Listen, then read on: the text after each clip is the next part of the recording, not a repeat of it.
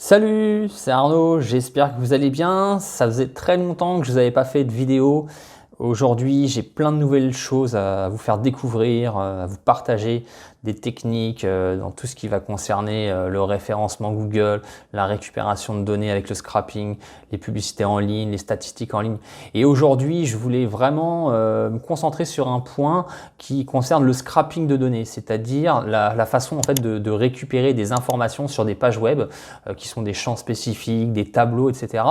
Et je voulais vous montrer ça avec un outil qui est Google Spreadsheet. Donc c'est le Excel développé par Google.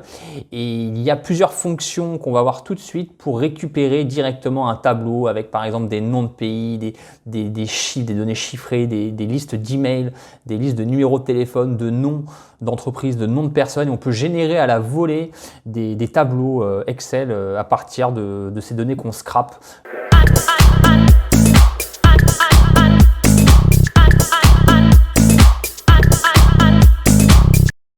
Donc voilà comment ça fonctionne. Donc là, lorsque vous êtes sur Google Drive, vous pouvez créer directement une page comme ça, Google Spreadsheet. Et à partir de là, vous allez pouvoir entrer des fonctions. Donc là, si je vais par exemple sur Wikipédia, la liste des pays par population, ici, on peut voir qu'ici, il y a un tableau avec tous les pays et avec le nombre d'habitants. Voilà la population. Donc ce qu'on va faire, c'est qu'on va récupérer l'URL qu'il y a en haut ici. Voilà. Et à partir de là, je vais dans Google Spreadsheet et là, je vais rentrer une fonction qui est la fonction import HTML. Voilà, comme ça, d'accord. J'ouvre la parenthèse, j'ouvre les guillemets ensuite, je colle l'URL en question ici. Voilà, je ferme le guillemet et ensuite je fais un point virgule et là, je vais taper table pour le tableau parce que c'est un tableau qu'on récupère. Et à partir de là, je rajoute, puisque c'est le premier tableau dans la page, on était en haut de la page web, donc là c'est le numéro 1, donc je fais point virgule et je mets le chiffre 1. Et je ferme ensuite la parenthèse comme ça, et j'ai juste à faire entrer. Et là, comme par magie, je récupère automatiquement dans mon fichier Excel toutes les lignes du nombre d'habitants par pays. Donc là j'ai généré directement à la volée un tableau avec toutes les données. Ça m'a évité de devoir les récupérer une par une, donc c'est un gain de temps monstrueux. Voilà, donc ça c'est une première fonction qui est donc, je le redis, la fonction import HTML. Maintenant, il y a d'autres cas concrets où par exemple, je vous montre maintenant, si nous voulons récupérer depuis un annuaire d'architecte d'intérieur par exemple, le numéro de téléphone, l'adresse email, le nom de l'architecte, la ville, plein de données qu'on va pouvoir ensuite directement générer sous forme de tableau. Donc il va falloir pour cela simplement avoir la liste des URL et ensuite on va pouvoir créer le tableau à partir de cela. Donc je vous montre maintenant comment on fait. Donc là ce qu'on va faire, c'est que par exemple si je suis là, que je fais par exemple créer un nouvel onglet, je vais donc une fois que j'ai trouvé l'annuaire en question, prenons par exemple ce site là, cfai.fr. J'ai une liste là d'architectes en France, en Alsace. Et là, ici, on voit la liste, ici, consulter. Et là, concrètement, j'en ai ouvert quelques-uns, comme celui-ci, celui-ci, celui-ci, vous voyez, il y en a plein. Et à chaque fois, on peut constater ici que les URL sont différentes. Là, ici, par exemple, là, c'est le user 12611. Lui, ça va être le user 12697. Lui, c'est l'utilisateur 12803. Donc l'idée, ça va être de récupérer à chaque fois ces URL. Donc concrètement, je vous montre. Je vais me mettre par exemple sur le premier ici. Je fais un copier-coller. Je retourne dans mon Google Spreadsheet. Et là, ce qu'on va faire, c'est qu'on va donc coller l'URL du premier. Voilà. Et ensuite, ce que je vais faire, c'est que maintenant, je retourne sur cette page et je décide de récupérer là, on va dire le numéro de téléphone et l'adresse email par exemple. Voilà, et puis là il y a également si on veut le nom de l'architecte. Donc on va commencer par le nom. Donc là nous allons utiliser quelque chose qui est fondamental pour le scrapping, qui est le XPath. Le XPath, c'est comme une adresse spécifique à la page HTML, c'est-à-dire qu'on va indiquer à l'endroit précis de la page quel est l'endroit que nous voulons récupérer, c'est-à-dire l'emplacement entre les balises HTML. Donc pour cela, je vous montre, c'est très simple. vous avez sur votre page ici, vous allez faire un clic droit. Donc là, je suis par exemple avec Google Chrome. Donc c'est également valable avec Firefox. Donc la plupart des navigateurs proposent cela. Et là, vous avez une fonction inspecter ici. Donc on clique sur inspecter. Et là, voilà, ça va nous ouvrir la console ici de Google Chrome. Et dans la console, on voit ici qu'il y a, quand je passe la souris sur ces balises H1, on voit que ça nous sélectionne le nom Julie Chabassier. Donc là, je clique sur la petite flèche ici pour dérouler. Et là, je passe la souris sur son nom ici dans le code pour indiquer que c'est cela qui m'intéresse. Je clique ici et maintenant que j'ai sélectionné ça, je vais faire un clic droit. Voilà, et là, je vais faire copie.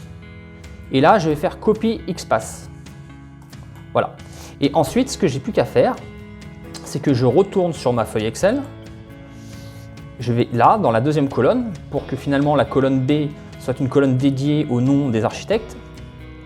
Et là, ce qu'on va faire, c'est qu'on va cette fois-ci rentrer une autre fonction Google Spreadsheet qui est la fonction import XML. Donc là, je vais faire égal, je fais import XML, j'ouvre la parenthèse, j'ouvre le guillemet, je vais coller directement, je peux coller ici l'URL ici comme cela. Donc ça fait import XML, j'ouvre la parenthèse.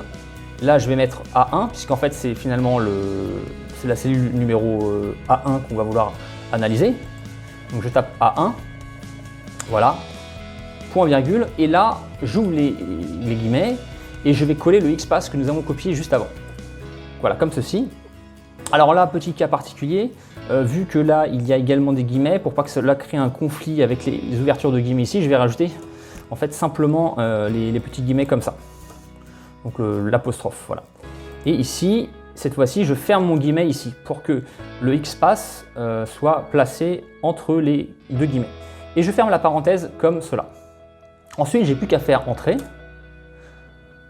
loading, et voilà. Et là, automatiquement, comme par magie, ça m'a récupéré le nom de l'architecte. Maintenant, je vais pouvoir faire la même chose avec le numéro de téléphone et l'email. Donc je vous montre. Donc je retourne sur cette page-là. Ici, nous avons le numéro de téléphone, donc je vais faire un clic droit ici, inspecter. J'ai le numéro de téléphone, donc je fais un clic droit sur le numéro de téléphone. Je fais copie, copie XPath. Je retourne donc dans ma feuille Excel ici. Voilà, et là, ce qu'on va faire, c'est qu'on refait cette fonction import XML, donc ici, donc import XML. J'ouvre donc ma parenthèse, je ressaisis la cellule ici directement comme cela.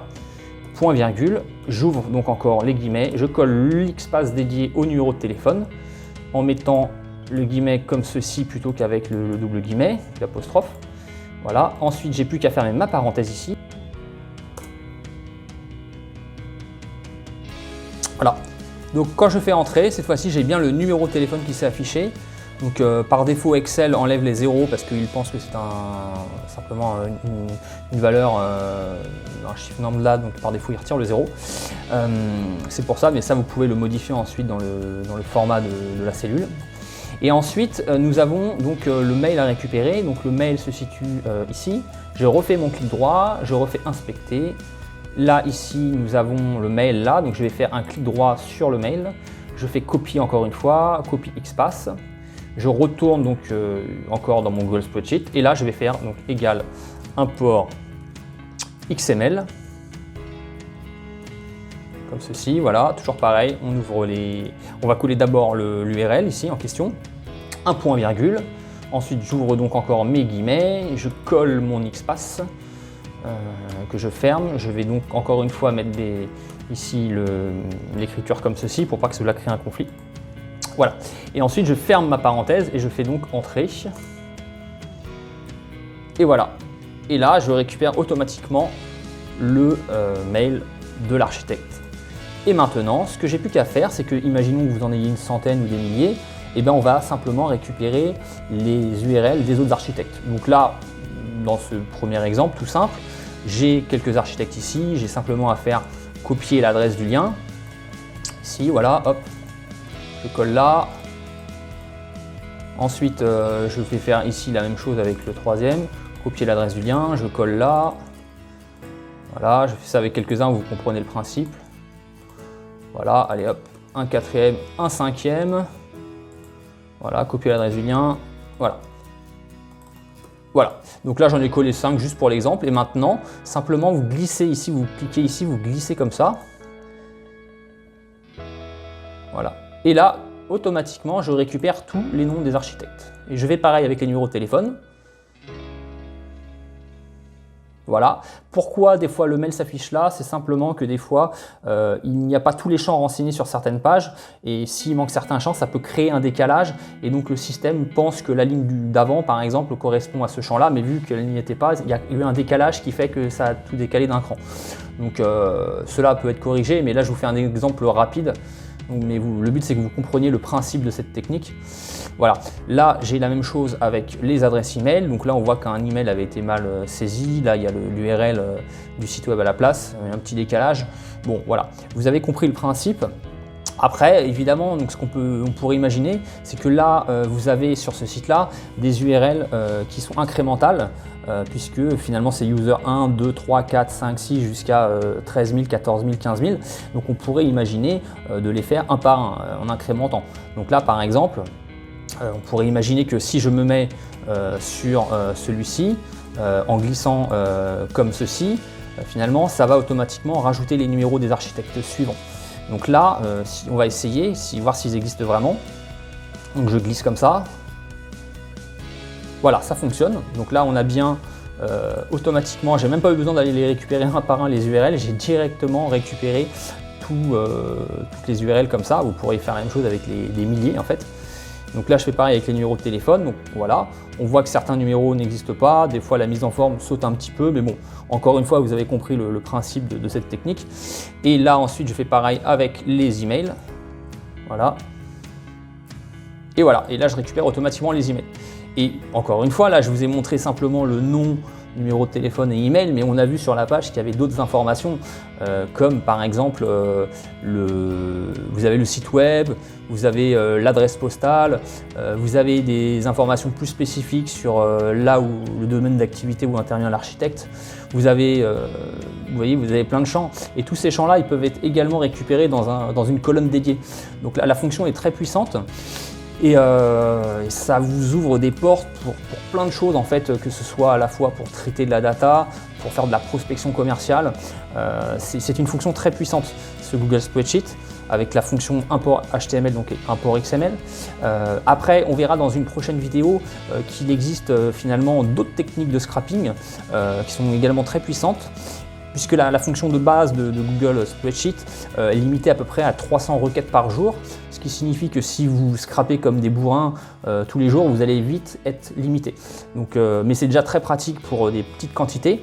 Donc on verra la prochaine fois une vidéo pour scraper des volumes beaucoup plus grands. Déjà, essayez cette technique qui est vraiment déjà très pratique. Et donc on verra ça la prochaine fois. Donc en tout cas, j'espère que cette vidéo vous a plu.